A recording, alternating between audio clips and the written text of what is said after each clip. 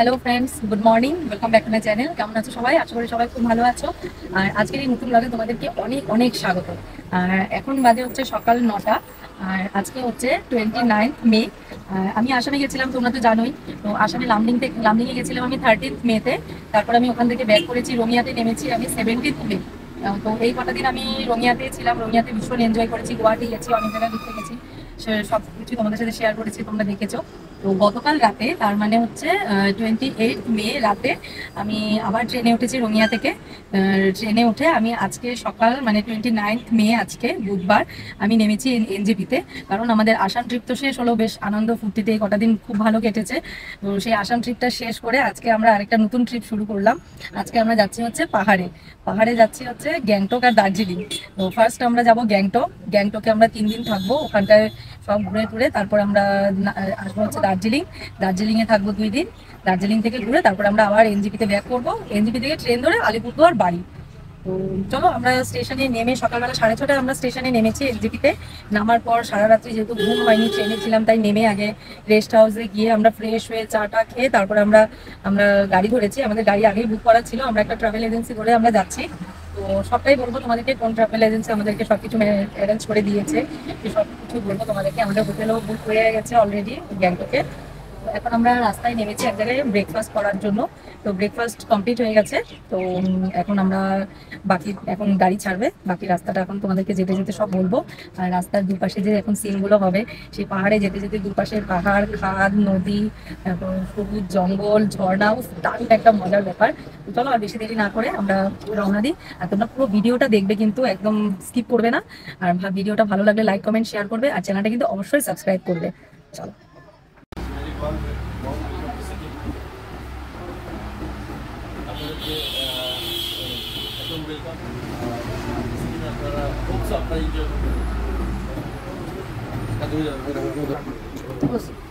দওয়াই আছে, স্টার্ট করাই আছে।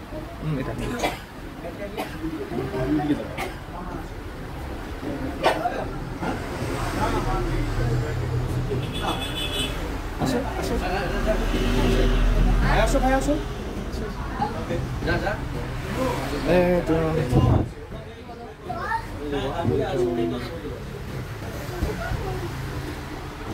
ঠিক আছে স্যার, ম্যাম, ওয়েলকাম।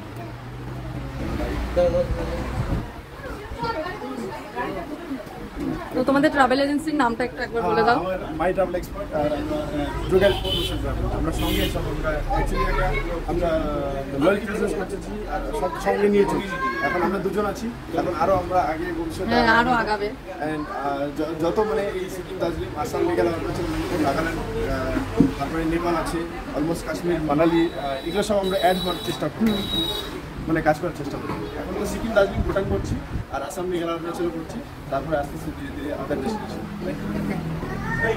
তোমরা দেখলে যে ট্রাভেল এজেন্সির ওই 2 ভাই কি সুন্দর করে আমাদেরকে ওয়েলকাম জানালো, সত্যি ভীষণ ভালো লাগলো। হঠাৎ করে হয়ে গেছে প্রোগ্রামটা। আমরা ওখান থেকে ধাবা থেকে যখন ব্রেকফাস্ট করে আমরা গাড়িতে উঠছিলাম, তখন হঠাৎ করে ওরা ফোন করলো যে ওরা রাস্তাতেই আছে, তো আমাদেরকে একটু ওয়েট করতে। তো আমরা কিছুক্ষণ ওয়েট করছিলাম, তখন ওরা আসলো। ওরা এসে আমাদেরকে খুব সুন্দর করে ওয়েলকাম জানালো, সত্যি ভীষণ ভালো 2 ভাই। আমার ওদের ব্যবহার, কথাবার্তা খুবই ভালো লেগেছে। আর ওদের ফোন নাম্বার আমি তোমাদেরকে ডিসক্রিপশনে দিয়ে দেবো, তোমরাও চাইলে ওদের সাথে যোগাযোগ করে ট্যুরে আসতে পারো। তো এখন কি আমাদের গাড়িও ছেড়ে দিয়েছে, দেখো পাহাড়ের রাস্তা কিন্তু শুরু হয়ে গেছে। কি সুন্দর পাহাড়, জঙ্গল, আর ওই পাশে খাদও আছে। আমরা সেবক কালী মন্দিরও পার করে গেছি, তোমাদেরকে দেখাতে পারলাম না, কথা বলছিলাম তাই দেখানো হলো না ওই জায়গাটা। তো চলো বাকি সিনগুলো আমরা দেখি।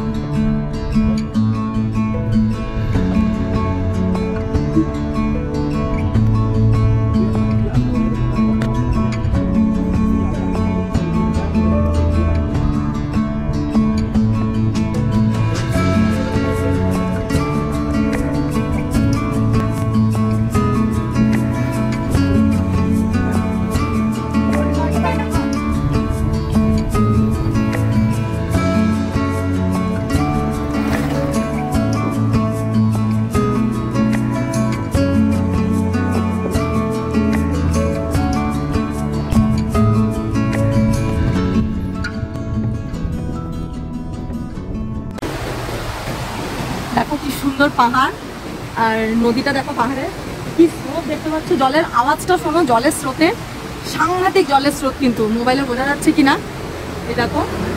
তো আমরা এখান থেকে একটু ব্রেক নেওয়ার জন্য নেমেছি গাড়ি থেকে, কারণ সেই সকাল থেকে জার্নি, রাত্রি থেকে জার্নি করে যাচ্ছি, ফার্স্টে ট্রেনে, তারপরে গাড়িতে, তো ভীষণ টায়ার্ড লাগছিল, ছেলে মেয়েরও ভীষণ টায়ার্ড লাগছিল। তাই আমরা এই ভিউটার পাশেই একটা কফি হাউস ছিল, তো ওখানটায় আমরা নেমে পড়েছি 10 মিনিটের একটা ব্রেক নেওয়ার জন্য।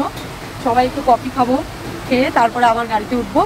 আরও 1 থেকে 1.5 ঘন্টা লাগবে আমাদের গ্যাংটক পৌঁছতে। দেখো কি সুন্দর সাইট সিনটা, কি সুন্দর জল, পাহাড়, কফি হাউসটা কিন্তু দারুণ জায়গা। চলো একটু কফি খেয়ে নিই, খেয়ে আবার জার্নিটা স্টার্ট করি আমাদের।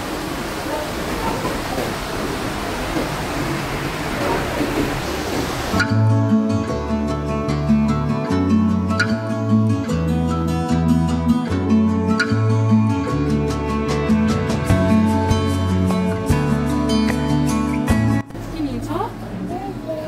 মাশরুম?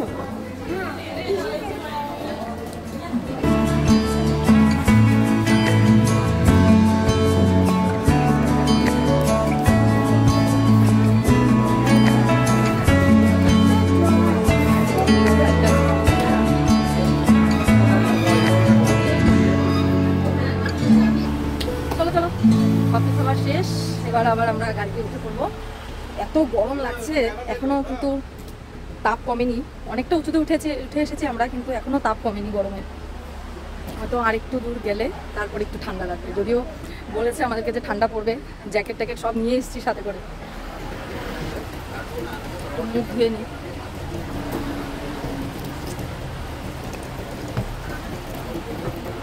খুব গরম লাগছে।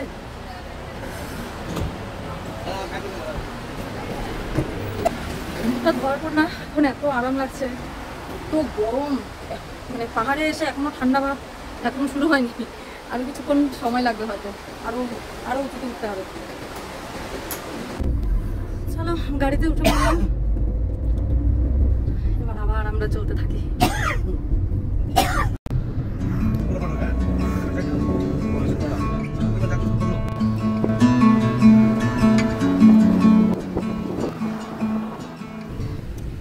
নিচ করতে করতে লাস্টে পৌঁছে গেলাম আমরা গ্যাংটক।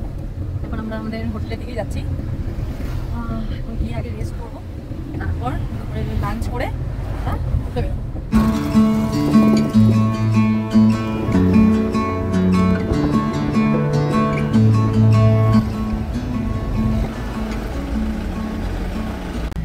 আমরা হোটেলে পৌঁছে গেছি, এখন সব লাগেজ নিয়ে রুমে যাব, তারপর ফ্রেশ হয়ে লাঞ্চ করবো, লাঞ্চ করে একটু রেস্ট করবো, তারপরে তোমাদেরকে পুরো হোটেলটা আমি দেখাবো ঘুরে, তারপরে বিকেলবেলা দেখি আজকে কোথায় যাওয়া যায়।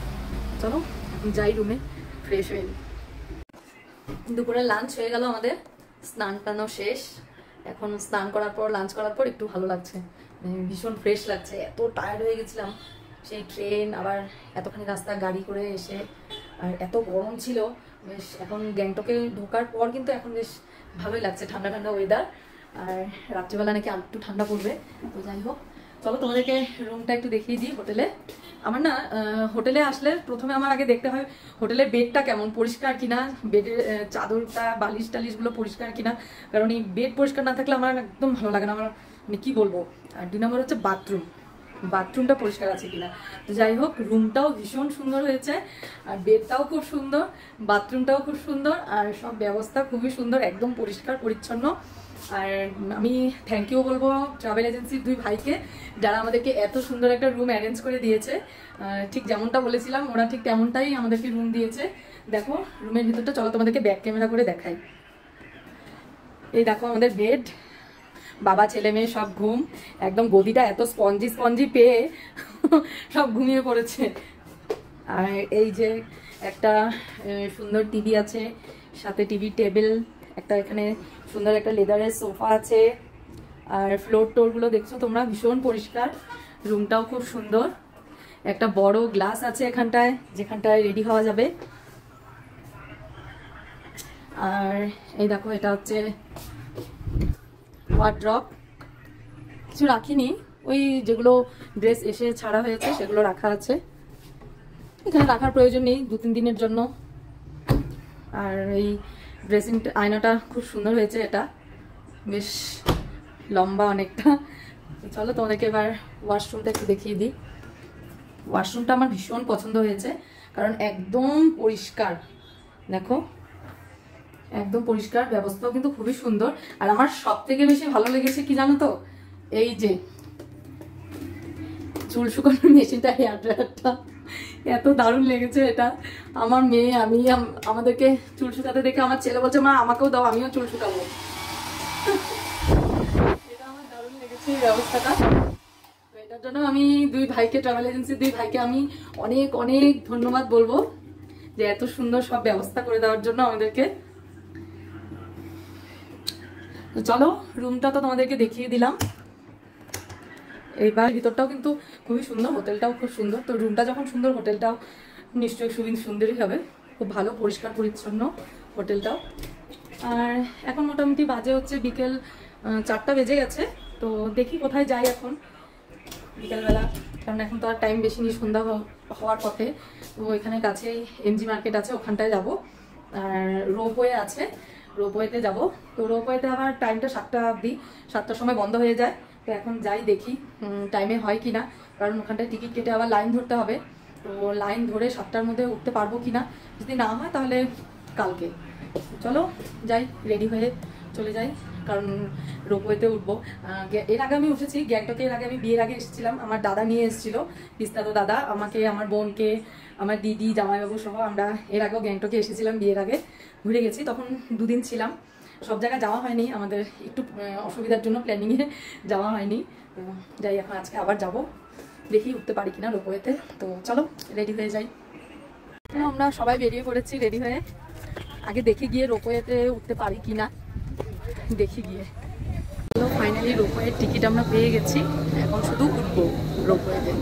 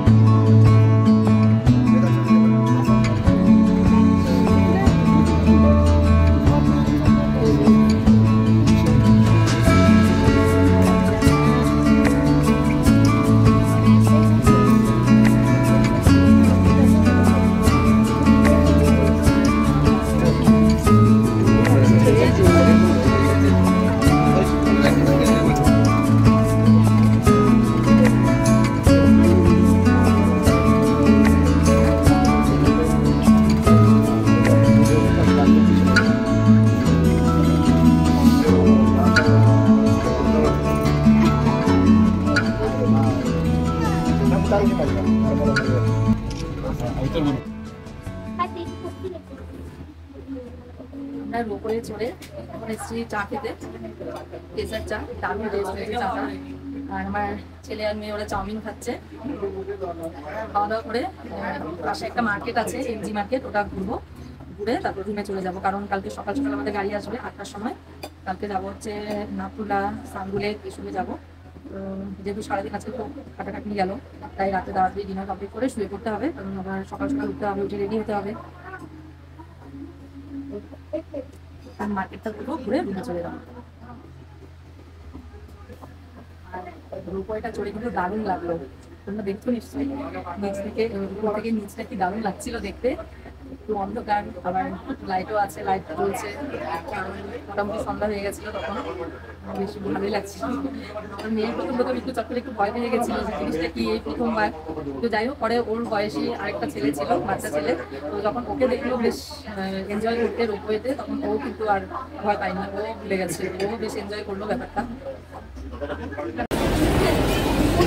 আমরা এখন মার্কেটটাতে চলে এসেছি, এমজি মার্কেট।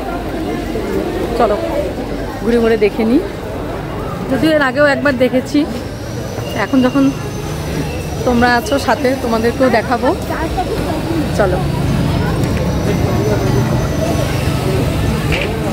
মার্কেটটা না খুব সুন্দর, রাস্তাঘাটগুলো এত সুন্দর পরিষ্কার। আর দেখো এখানটা কি সুন্দর বসার জায়গা, এখানে ফুল গাছ আছে কি সুন্দর।